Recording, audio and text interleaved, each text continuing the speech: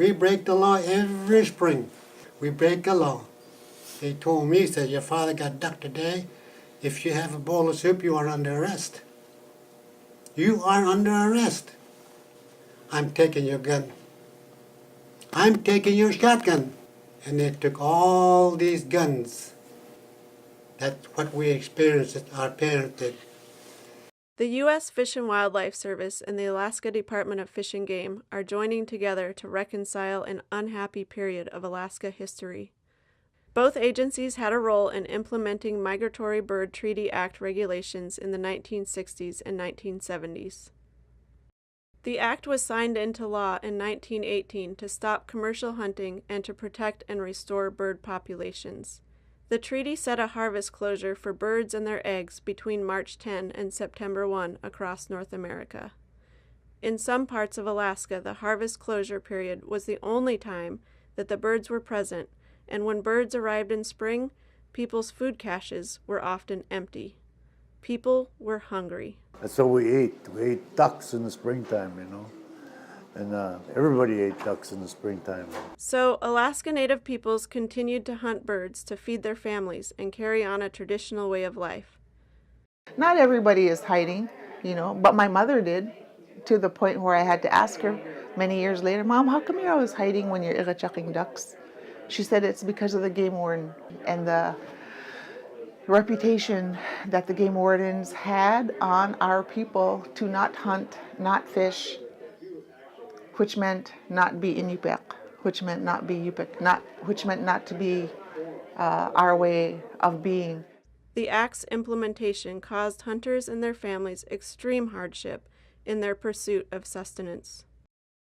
Congress finally amended the Act in 1997, allowing for the spring and summer harvest by rural Alaska residents. Over the years, Alaska Native leaders and hunters have educated agencies about the spiritual connection, the intricate and vast knowledge, and the profound stewardship that Indigenous peoples have with migratory birds. The U.S. Fish and Wildlife Service and Alaska Department of Fish and Game together want to acknowledge that those regulations harmed hunters and their families. The agencies seek to continue rebuilding relationships with Alaska's Indigenous peoples who were affected by the unintended consequences of past harvest regulations. The agencies recognize the tenacity, brave vision, and resilience of Alaska Native people in the face of the insensitivity of the past harvest regulations. Together, we can all support healthy bird populations, traditional ways of life, and sustainable harvest opportunities for generations to come. On behalf of the U.S. Fish and Wildlife Service and the Alaska Department of Fish and Game, please accept our sincere apology for any harm that past harvest regulations has caused to you and your families.